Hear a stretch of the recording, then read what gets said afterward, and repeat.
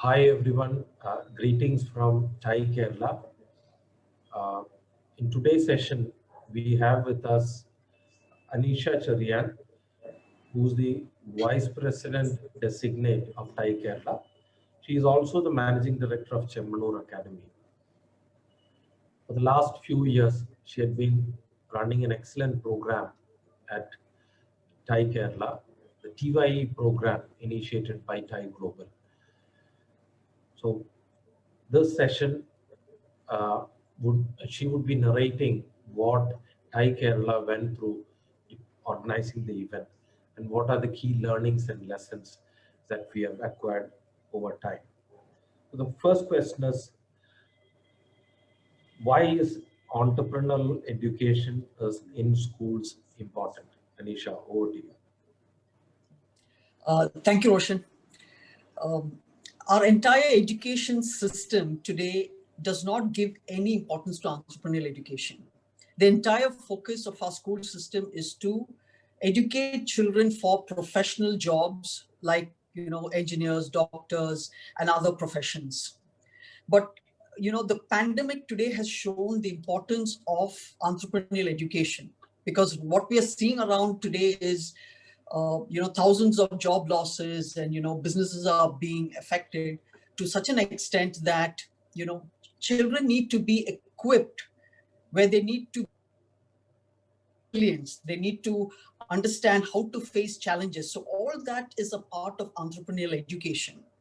So that is why it is extremely important that children in the school itself is inculcated with these kind of skills, so that they are more prepared to face the challenges that will come to them at a later point. So it's absolutely important that we have entrepreneurial education in the schools, and I think there are multiple changes that are happening around. The education board is seeing the importance of this, and there are multiple changes that are already happening. Excellent, Anisha. What is the TYE program and what specific skills do the children learn with this program? Okay, the full form for the TYE program is TiE Young Entrepreneur. This program was started in 2005 by TiE Global, and then after that, multiple chapters around the world had taken up this program. TiE Kerala started this program in 2016, and I was asked to lead it because of my background in HR and education. This was a very interesting program for me because the focus was to inculcate entrepreneurial skills to school children between the age of 14 to 17. And I thought of it to be quite challenging, because that is the age when it is extremely difficult to get children to sit and listen to any kind of training. So what we decided to make this program very activity based, a fun kind of sessions where the children would actually enjoy it. So it was designed over 50 hours, and we would conduct the program over the weekends, and it was a lot of fun. I mean, children would really they would really enjoy the program. Now the teams are divided into 5 per team, and each of the team, they have to look around them and identify a real problem, and then they have to go on and identify a solution, which could be a product or a service.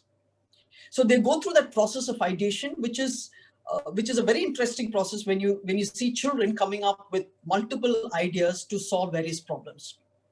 Then each of the team members, they have certain roles. So we have a CEO in the team, or a finance head, marketing head, and through the entire competition, they have to fulfill their role. So the teams build a lot of feeling of ownership, because now it is their team, their product or service, which is solving a particular problem. They have to move on to doing customer validation, where they have to identify prospective customers who would be willing to buy the product, or also give feedback about the product. So they need to talk to at least 50 to 100 customers, and they have to take this feedback from the customers and make changes to their idea, which could be changes to their product or service.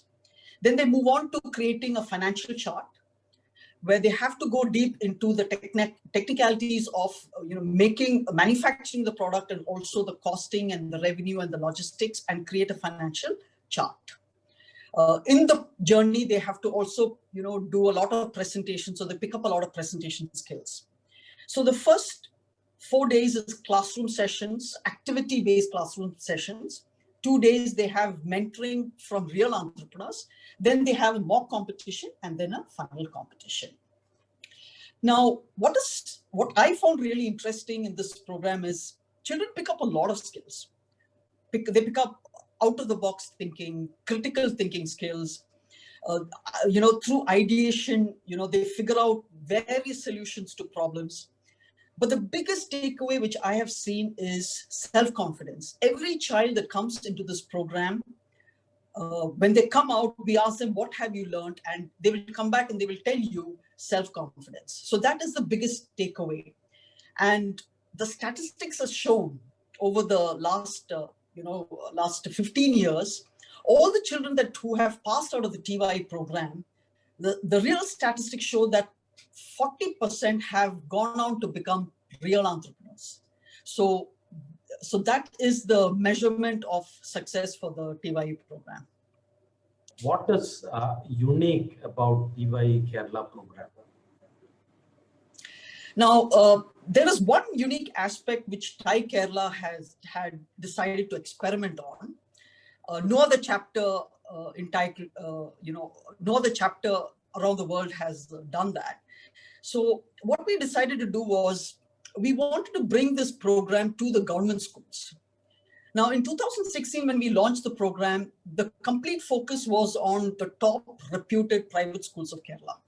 And we had, the best schools in Kerala who joined the program. Last year, it was my dream to bring it to the government schools. And so what we did was, we just removed the language barrier. So we informed government schools that now you can present the program in English or in Malayalam. So it is a competition where the teams are given 10 minutes to pitch their idea. So we told the teams, you can present it in English or Malayalam. So entrepreneurship has nothing to do with language. So the minute we removed the language barrier, we realized that this can be spread out in the government schools of Kerala.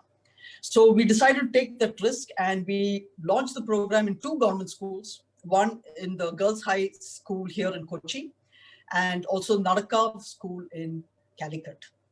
Now, it was a beautiful experiment. It was a huge learning journey for me also in the process. We had both the private school teams and the government school teams coming together for the competition. And I was also very nervous because, we are pitching 2 categories of students who've gone through, totally different kind of backgrounds.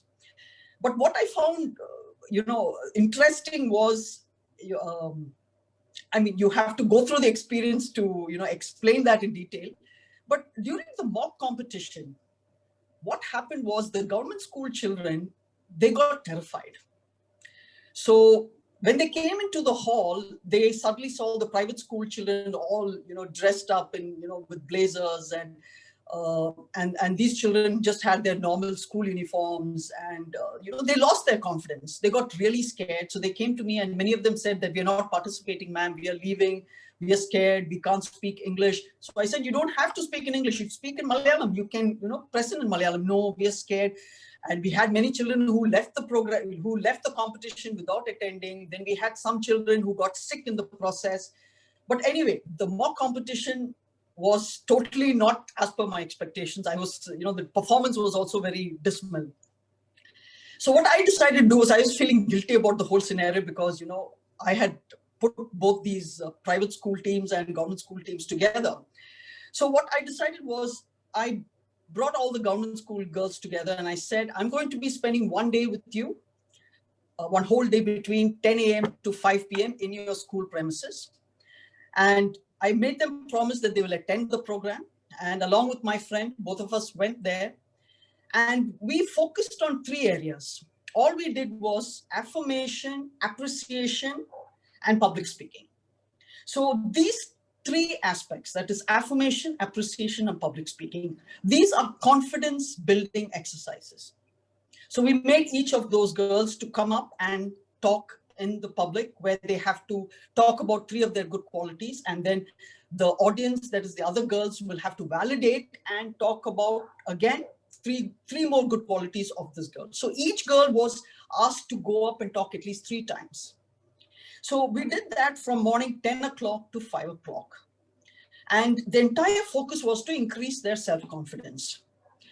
And after that, we just prayed that they will participate and, that they will do well.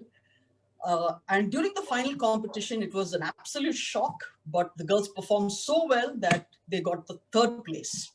So for me, that was, it was worth my 4 years of hard work for the TiE program. That, all it took was 8 hours of focused attention in regarding to 3 areas: affirmation, appreciation, and public speaking. We pulled up their confidence, and the girls performed so well that they went on to win the 3rd place, competing with the top private schools in Kerala.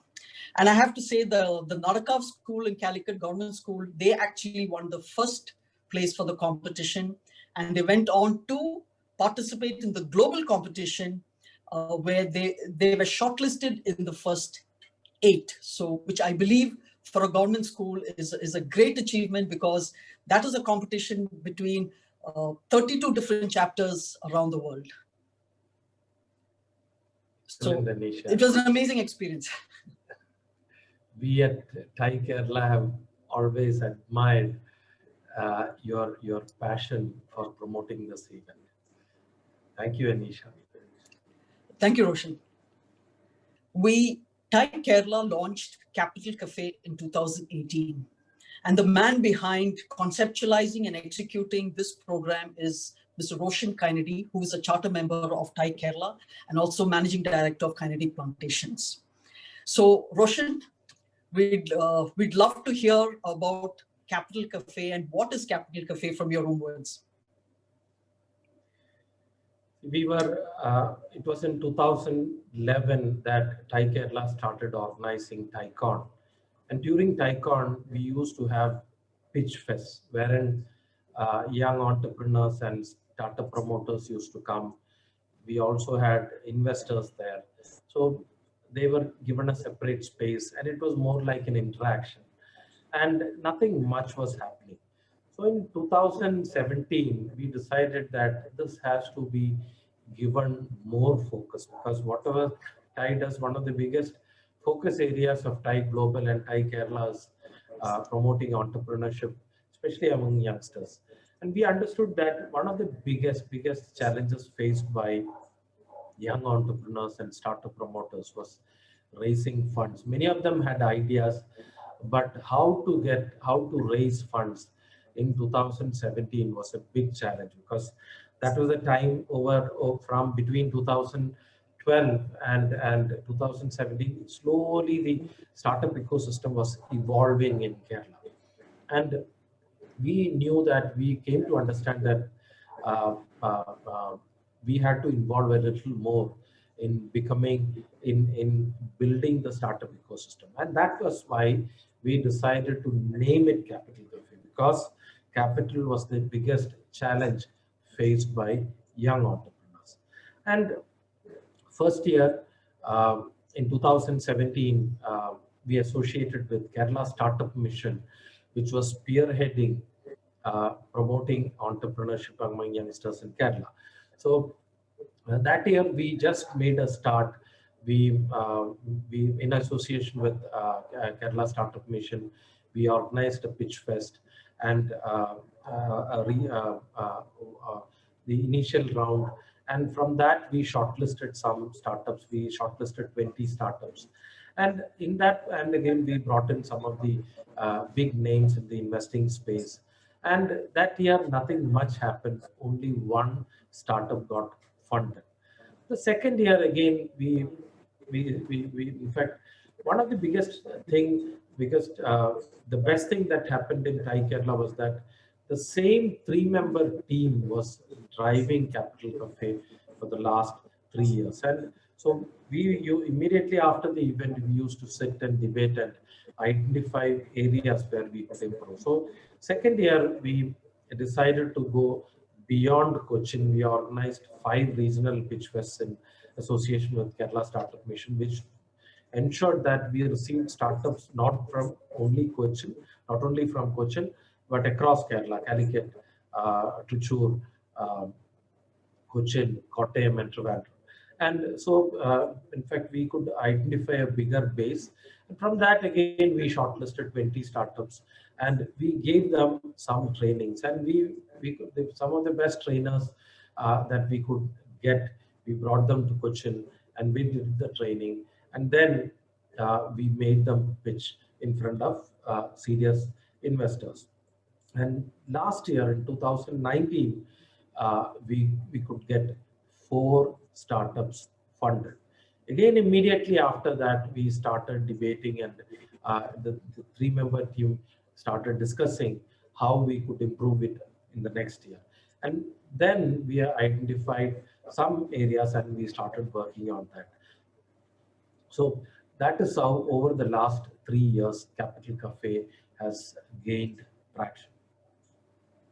It's excellent initiative, Roshan. I've always been excited about the Capital Cafe and the kind of growth it has shown over the last few years. You have certain partner organizations in Capital Cafe. How has this partnership helped? See, first year we were associating only with Kerala Startup Mission, but this after the first 2 years, after the second year, we decided that if we have to grow further, we have to bring in more partner organizations. And with that objective, we approached NIT Calicut, which had a wonderful TBI, Technology Business Incubator. Then we also went to Kerala Agriculture University, who had a wonderful agribusiness incubator. And we also approached TiE. TiE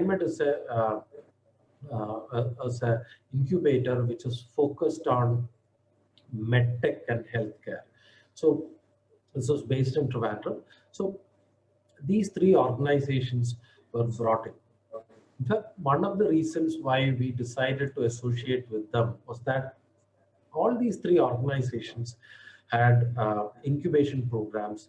They had central government grant, but one of the biggest uh, no, uh, lacking these 3 organizations had was the connect with investors, and that was where we thought TiE Kerala could contribute. So for us, the advantage was that when we associate with these organizations, we already had startups who had gone through the process of incubation, who had already validated their technology or to some extent their business model also. So we were more confident. We were more assured that this association would help us get more startups funded. And as we went through we are seeing that this belief is becoming a reality. It was a brilliant idea to go to these organizations. And what were your main learnings over the last 3 years? I would say the first learning was the same 3-member team driving the event. And all 3 of us were very, probably I'm heading it, but my 2 other partners in organizing this event are equally passionate about promoting entrepreneurship, especially among youngsters.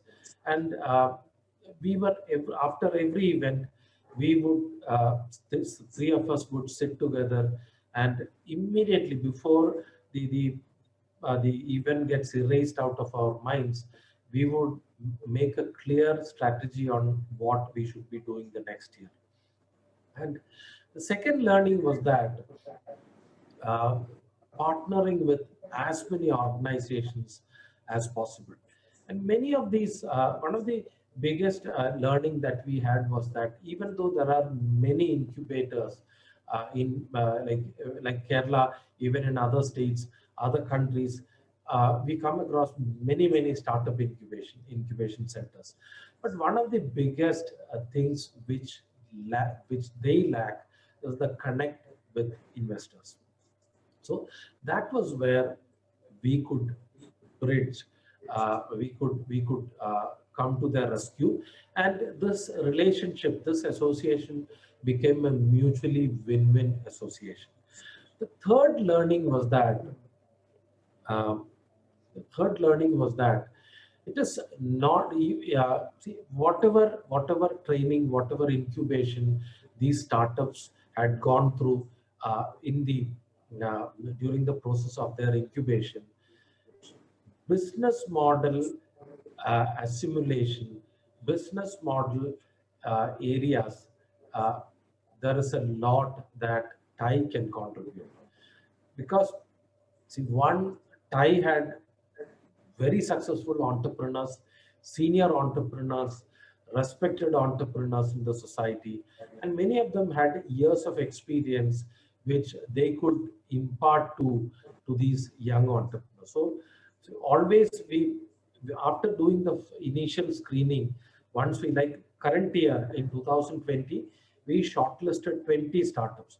But immediately after that, once the shortlisting was done, for about 2 months, every week we used to have one or two training programs, and highly focused training programs for product market fit, uh, uh, training programs focused on scaling up, training program focused on how to make an effective pitch, many other programs, body language, uh, all these things were all minor, which would normally be assimilated as minor, we covered. And over 2 months, with about 8 to 10 programs, we covered all these areas, and only after that we allowed these young entrepreneurs to pitch in front of serious investors. And fortunately, over the last 3 years, we had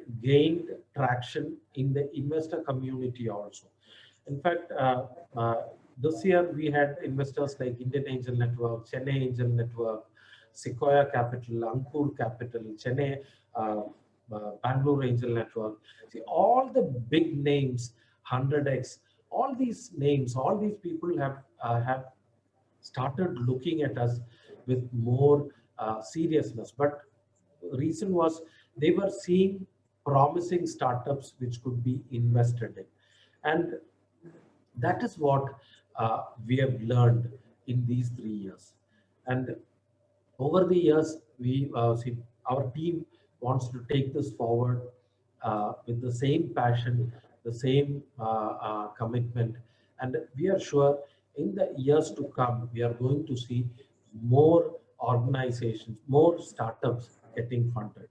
And to conclude, let me just say that, see, this is what we have created over the last few years, is something which can be copied by any TiE chapter in any part of the world. Any TiE chapter who wish to promote entrepreneurship seriously can tie up and associate with all the incubation centers and the government bodies and probably copy what we have done. That is the gift that we at TiE Kerala have to give TiE Global and each one of you. Thank you very much. Excellent, Roshan. I do believe that Capital Cafe is one of the most impactful programs of TiE Kerala. Anyway, thank you. Thank you, Anisha. Hi, everyone. Greetings from TiE Kerala. The topic that we are going to cover in this session is the making of God's own country. Kerala was always portrayed as a communist uh, state, which was always leaning towards the left in its thinking.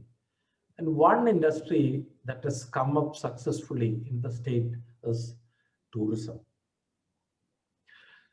We have with us today Mr. Joe Stomnick, who was the president of TiE Kerala in the initial formative years of TiE Kerala. He was president in 2005, 2007. And but more than that, he is also the co-founder of CGH Earth, one of the most successful um, resort chain or hotel chain, not only in Kerala, uh, in the entire country. And for the initial 40 years of their existence, he was CEO and managing director of CGH Earth. And recently he has sort of retired um, and passed on the mantle to the younger generation in the family. So more than creating CGH Earth, one of the biggest contribution that he has done to Kerala was contributing in creating the strategy or creating a found base for the tourism industry in Kerala. He was more like a bridge between the entrepreneurs, tourism entrepreneurs on one side, and the government bodies. And many a times, he was the one advising the senior officials and ministers of the state on ways to move forward. Let us hear from Mr. Joe Dominic himself about the making of the God's own country. The first question that I would like to ask you, Mr. Jose, is how did Kerala get the name God's own country? Over to you, Mr. Jose. Thank you, Roshan. Thanks for the thanks for your introduction. You give me more credit than I think I deserve. Making of God's own country is a very interesting subject. I think it comes out as an outcome of much of what Kerala was and wants to be.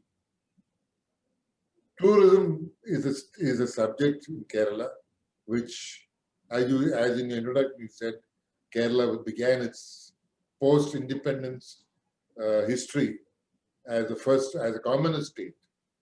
In fact, unique as the first state or first country in the world, a state in the world, which elected a communist government through the ballot box. That more or less defines the character of the state. But tourism was an unlikely partner for a state like this. And then, but how did it happen that this subject of God's own country?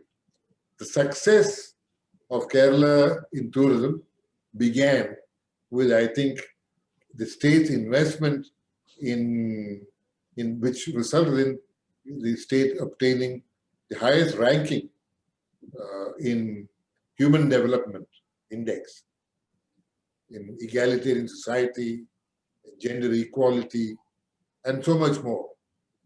That was the primary factor that resulted in Kerala's growth in tourism, the tourism industry.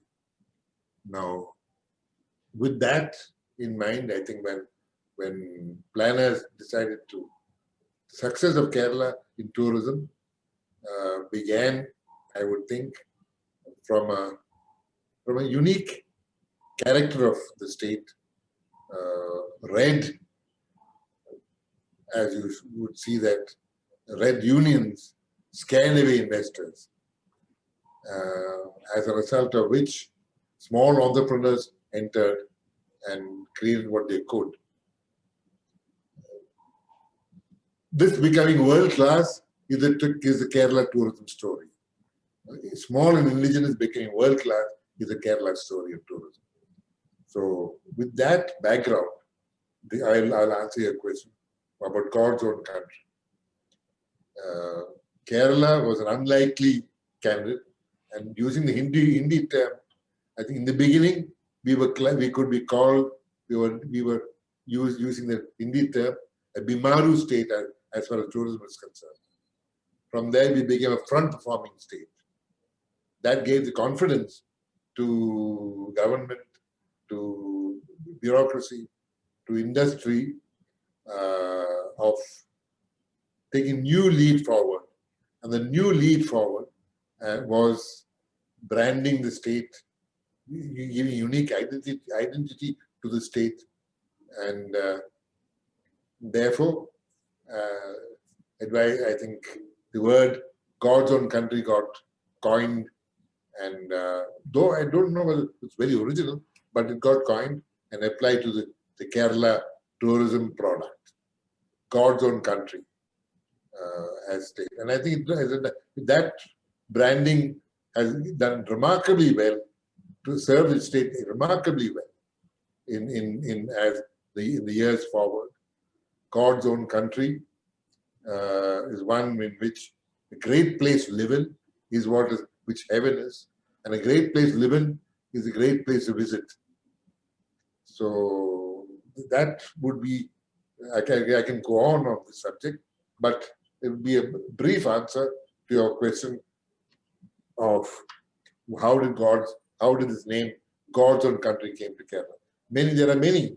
There was advertising agents, there were many bureaucrats, all of which I think deserve the credit, and the industry itself, which was young and aspiring at that time, as it is now, to look for a new model, and that gave all of that resulted in the name God's own country. Excellent, Mr. Jose. I've heard or I've read in many magazines articles which have mentioned you as the father of Kerala tourism. And being a person who has seen the development of the industry over the last 3 years from the inside, one question which I would like to ask is, what uniqueness do you see in the Kerala model? What brought tourists from across the developed world to Kerala?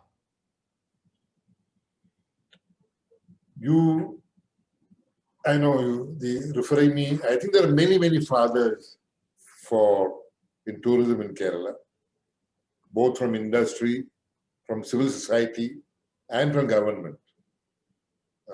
I think I would give immense credit to the tourism minister of those days, E. Chandrasekharan Nair, gentleman that he was, as he kept the political forces outside and allow industry and the bureau to grow and develop. As a result of that, it was that whether in the Kerala, the political model of alternating left and right, it did not matter. But regardless, the policy of tourism remained constant. What is unique process or the uniqueness of the Kerala model? Here I come back to what I said earlier, was that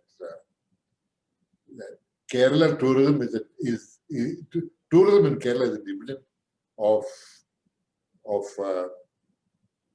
the policies post-independence of the state government, and principally on healthcare, education, and a more equal society. That is which resulted in a postmodern industry like tourism to grow, and not just grow, but it flourished in the state. The uniqueness of that model of literally high literacy,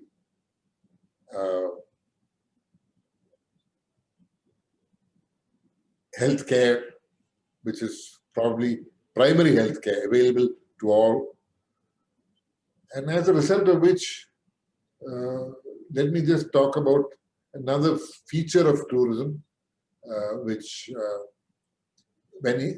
tourism is a postmodern phenomenon, post of the war, as a result of the modern airline, which enabled people to travel as never before. In India, though initially the growth of the travelers went to Delhi, Agra, Jaipur, the famous Golden Triangle. Then there was this the almost foreign enclave called Goa. Kerala was a latecomer in several ways, but it represented something else. It represented modern India, everyday India. That everyday is magic, and ordinary India. That ordinary is also extraordinary. And that village India, uh, people's India, was what Kerala represented. And this somehow was in keeping with the trend in travelers traveling to distant places to experience the destination, experience the aspirations of people, their culture. It is a people-to-people story. And that the Kerala development enabled that possibility as far for that was the success story. Here I'll just refer to something else. This is a little academic in that there was a well-known professor, researcher in tourism. His name was Peter Adderholt from Denmark. And he, after his career in academics, he started the Adderholt Institute of Tourism Studies in Germany. And he coined I'm using this to borrow two words he coined. One word was the alert independent traveler. The second word he coined was the sun, sand, surf traveler. Who are they? The sun, sand, surf traveler, the SSS traveler, was one who did not take any chances. Surely he wanted to be sure of what he's going to get. 27 degrees Celsius water, white sand, and the best room with a view, the best food, no compromises there. And it did not matter to what else, all the rest was no matter to him. In stark and opposite contrast to him was what he defined, what he called the alert independent traveler, to whom this was the voyage of discovery. Discovering new people, new lands, sense of adventure, the unexpected to happen. So, and he was more tolerant to the absence of perhaps massive highways and he was tolerant to delays in aircraft and airports and all that. So it was this context which tourism began to grow in India, and Kerala positioned itself and India did, as catering to, and it was capable of that, to the alert independent traveler. And Adderholt finding was also that the SSS was sunset and the AIT was sunrise. So it was in this background, Kerala uniqueness model using its own history, the trend of travel going forward, we pitched ourselves as a strong destination to the alert independent traveler. And what emerged was, I think, in the next decade, 2 decades, perhaps from the early 90s to the next 25 years, Kerala was a rising star in the world. And year upon year, we were achieving double-digit growth. And from being an also-ran industry, an also-ran state as far as tourism is concerned, Kerala's performance was outstanding, in fact, miraculous. And what did this do to the state?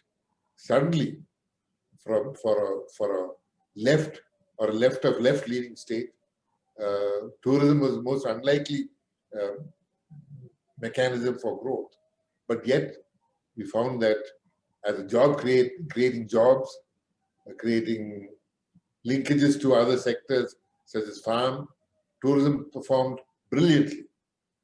And from very shortly, it is now it is seen that 1 in 3 new jobs come from tourism. And as a driver of the economy, perhaps, I would think next to farm, it is tourism in Kerala. Excellent, Jose. See, what was the USP of Kerala? What has contributed to attracting tourists from across the globe? Was it Ayurveda? Was it houseboats, homestays, or something else? These were all there. I think tourism USPs for Kerala, there was Ayurveda, of course. In fact, Ayurveda belongs to India. And I think credit of Ayurveda belonging to Kerala goes to, I would give it to Kerala tourism. Their, their promotion. And say the word Ayurveda, the word that comes to mind was Kerala.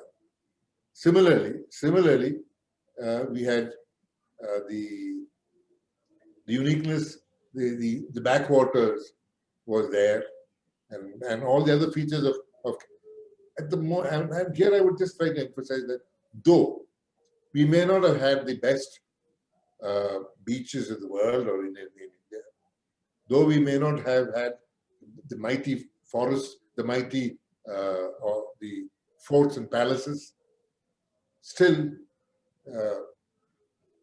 and though we may not have had the wildlife destinations which others might boast about, a combination of all this with with the with the people factor in it was what resulted in Kerala having a unique advantage. I would have said that was the competitive advantage that Kerala had. It was modern at one time. At the same time, it was traditional, and it had uniqueness, a unique identity.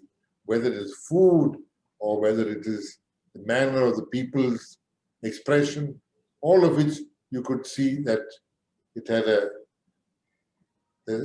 sense of place, a sense of identity, which served the state very well, and that uniqueness, from that uniqueness, Kerala was able to grow, and eventually, of course, it became the driver of both its economy and a great influence on the social development of the state. Thank you, Mr. Jose. Um, See, Kerala is probably the first place to bring the concept of homestays. The world started recognizing homestay as a tourism model only after Airbnb came into being and became successful. That happened in 2007. But much before that, right from 1995, we have heard about homestays and the prospects of making homestays in Kerala. And being a person who has contributed to building the strategy of Kerala tourism, can you speak on how the concept evolved?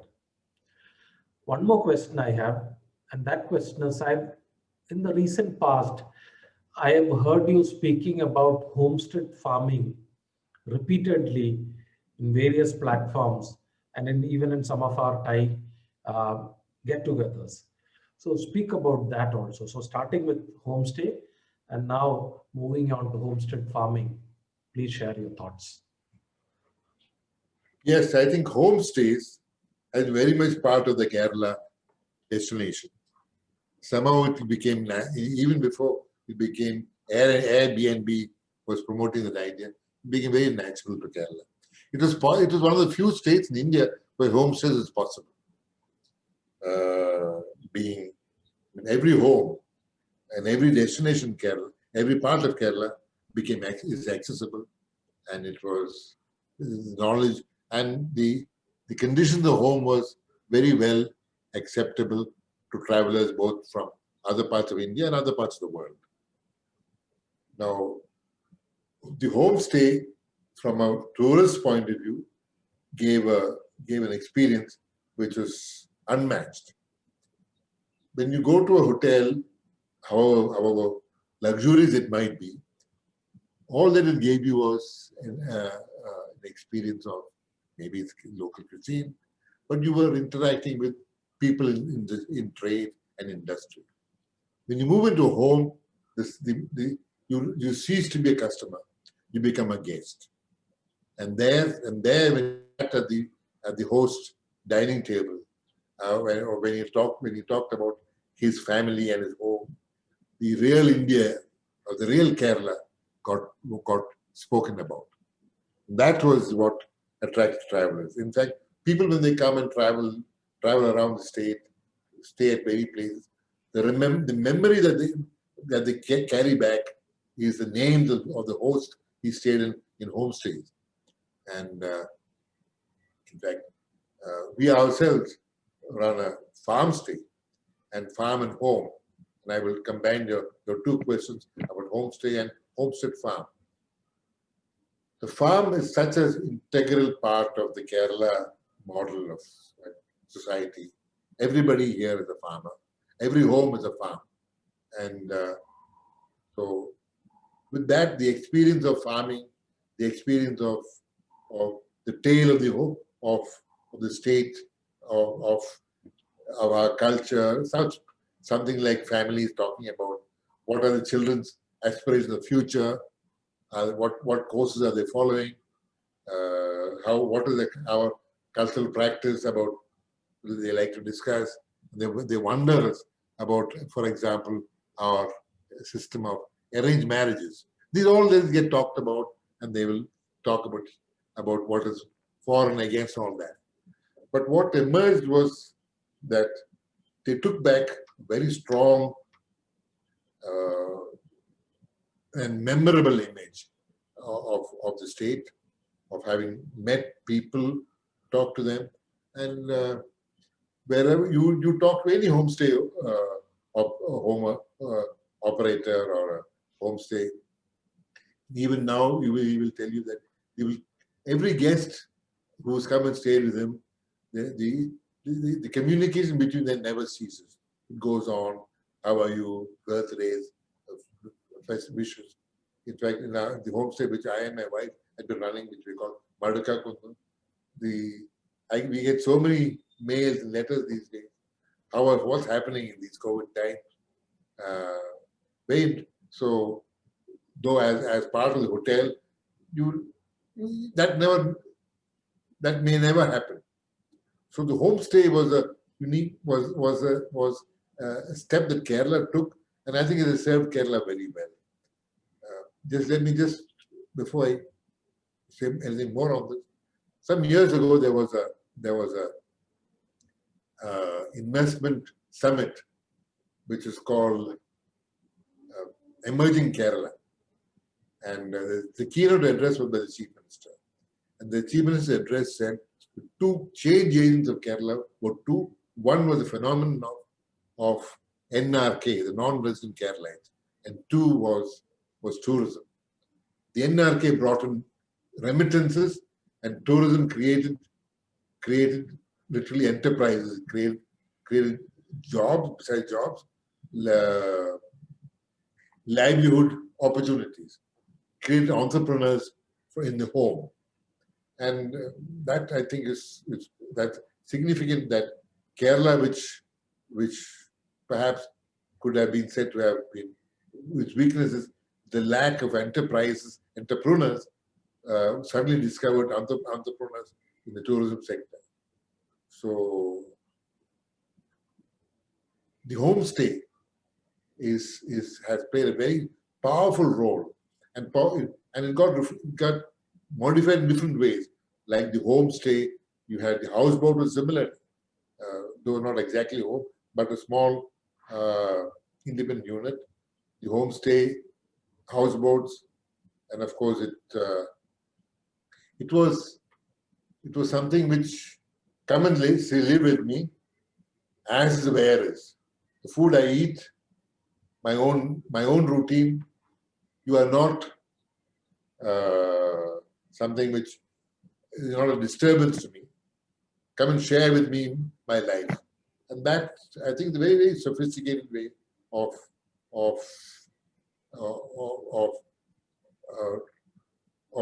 receiving people, and the experience that people took back was not just memorable. I think it was almost transformative. So I'll just conclude your question about homestay to say that it was one of the fundamental uh, foundations on which tourism grew in Kerala and developed in Kerala. And from there, of course, it took off into many areas. Now, the homestay was one in which the small or the indigenous could flourish, and that's the aspect of tourism that has done Kerala well. Indigenous and small becoming world class. This was felt and expounded through the homestay.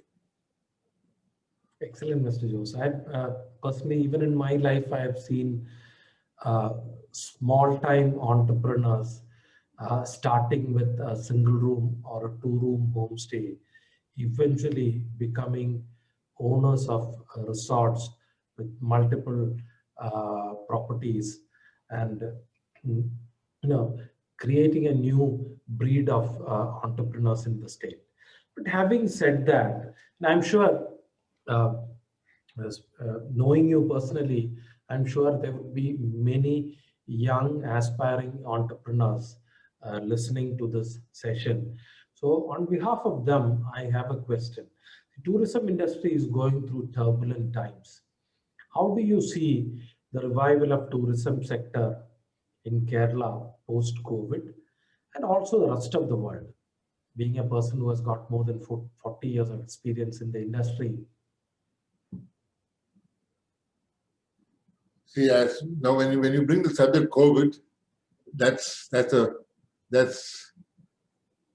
from a series of shocks. That's the final shock that tourism has received. What has happened as far as COVID is concerned, tourism was among the first hit, the worst hit, and the longest hit, one could say. And now, going forward, many have got badly hurt as part of this COVID, and but life doesn't end here. Now we see that COVID can also be, or this calamity can also be a big change maker of Kerala's growth and the style and uniqueness of Kerala. For people in the sector who are already there, I think our big crisis today is two. One, of course, is survival, and then we hope for revival measures to come. I think most of the revival measures will have to come from the industry itself, from the entrepreneur itself. It is here I see, and the last question, I didn't dwell into that, which was the homestead farm. I see that while during pre-COVID time, during early days of Kerala's development, the backwaters came to flourish, and the houseboat came in. And our houseboat, I think, was a disruptive innovation for young entrepreneurs of Kerala.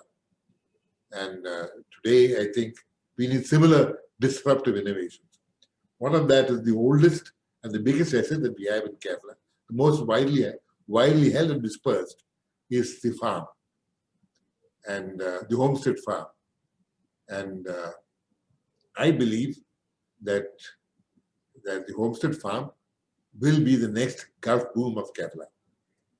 Why do I say that? Because whether you are catering to local travelers from the state itself, from the city, or from other states of the country, or from around the world, we have seen the magic of the home, the magic of receiving and making a customer into a guest, and that magic can well get translated in a farm, a homestead farm, where there is, and for the farm itself, that will provide new stream of income, and most importantly, it will create interest among the farmer family, the next generations, that that the world comes visiting to their farm and to their home. So that's a very powerful way in which we can utilize the homestead farm for the state to tread upon to get out of the current situation that the COVID has forced the industry in, and then to go to climb new heights. So, of course, that require adopting modern technologies in communication, digital, online, and also the farm itself.